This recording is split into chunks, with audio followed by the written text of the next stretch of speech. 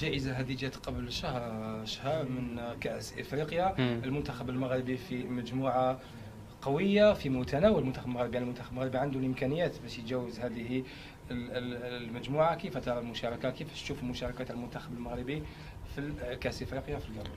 ان شاء الله يكون الخير ونربحوا هذا الكاس افريقيا ونفرحوا كلشي المغاربه احنا عندنا ليكيب زوينه، الكويريات زوينين، عندنا شي حاجه نقدروا نديروا شي حاجه كبيره على المغرب ونفرحوا كلشي المغرب، وهذاك هو لوبجيكتيف ديالنا.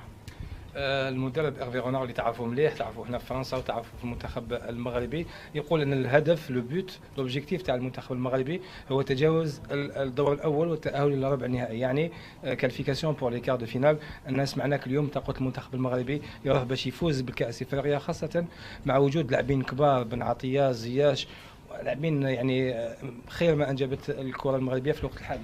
وحنايا علاش نخافوا نقولوا نربحوا كاس افريقيا؟ انا باغي نربحوا، لا نمشيو على هذا الكاس افريقيا في الكابون ماشي باش نمشيو نديروا تصويره وعلى الشمس وكلشي، كاين غنمشيو غير باش نمشيو باش نلعبوا ونربحوا، وان شاء الله يكون الخير مع ليكيب ديالنا ونديروا بريباراسيون زوينه، وان شاء الله كيف بحال قلت لكم نربحوا هذا الكاس افريقيا وكلشي المغربي يفرح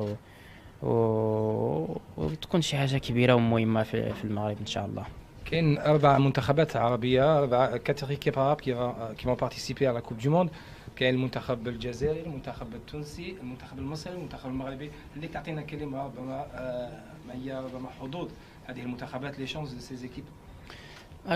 كلهم عندهم لي شانس، هذوك ليكيب اللي عاد قلتي دابا كلهم هذوك لي غروند زيكيب وكلشي غروند زيكيب عربي، وعندهم الكواليات كبار كاين الجيري تونيزي والإيجيبت، كلهم عندهم دو غران جوار، وان شاء الله يكون الخير كو الميور غانيو، وان شاء الله الخير بور